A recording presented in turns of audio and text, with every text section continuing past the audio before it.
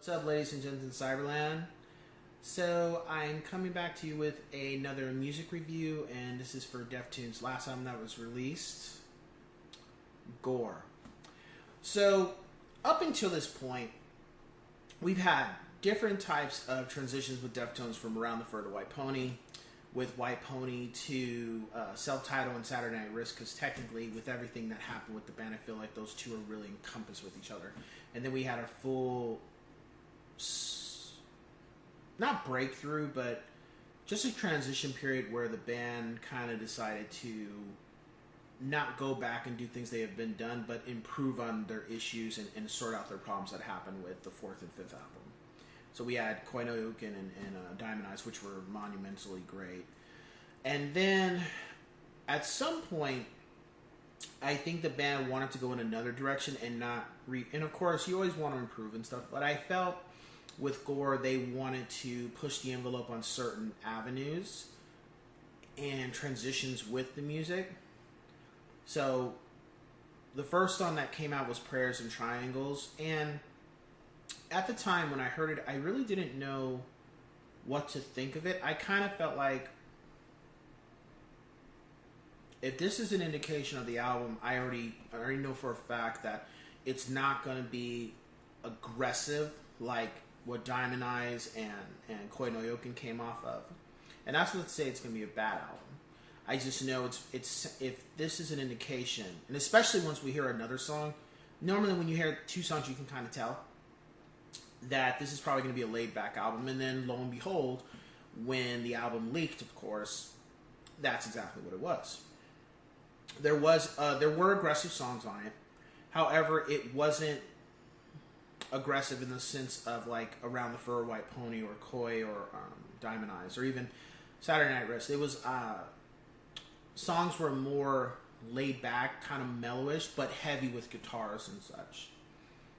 And lyrics were on point. There weren't any things about that. It was just the album was a laid back album, and it felt like the band were at a place where they just like, let's just make a kickback album. Let's make an album where we don't have to hit the drums really hard. We don't have to rock on the stage like we normally do. The best way I felt like Gore reminded me of was the song Rosemary. I felt Rosemary from... No. Was it Rosemary? I don't think it was Rosemary. It was a song from Koi no Yuken, and it's one of my favorite songs, and I just forget the name at the moment. It's one of my top 5.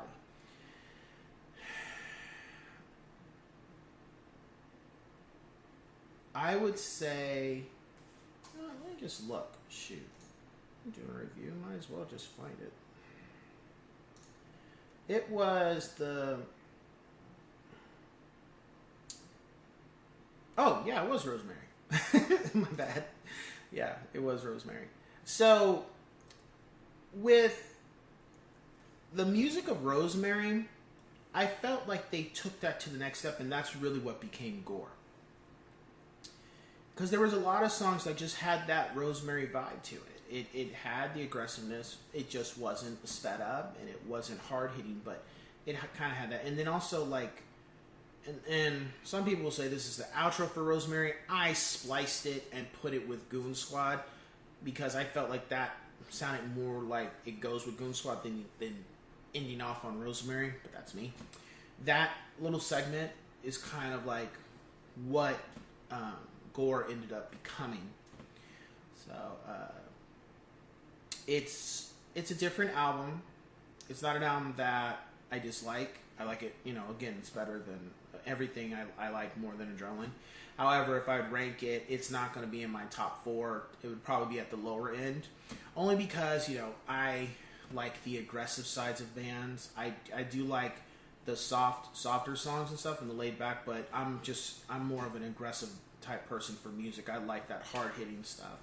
I've just always been like that. So, that's how I would rank this album. My rating, I would give it a 4 out of 5. Yes, sirs. There wasn't any songs I didn't like.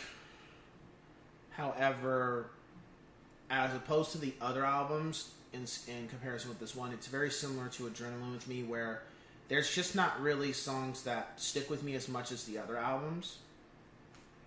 But I listen to them, I enjoy them.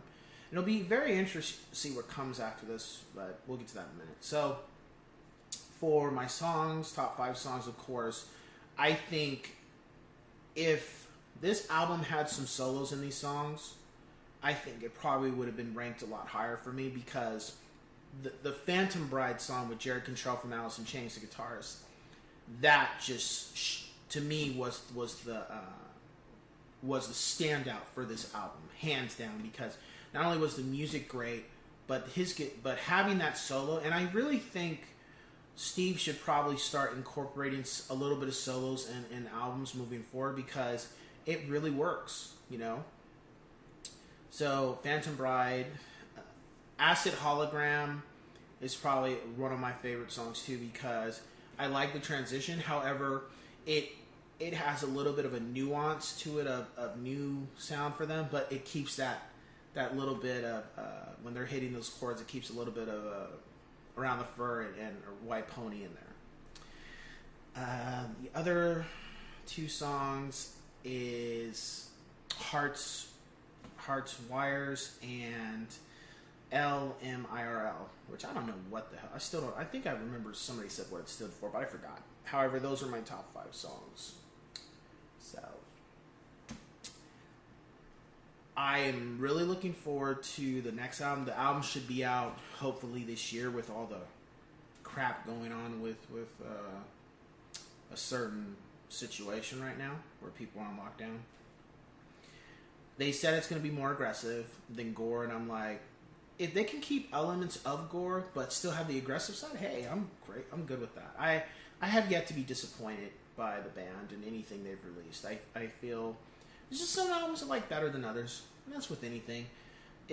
Normally when I become disappointed with a band, it's like you really had to do some serious stuff to totally turn me off.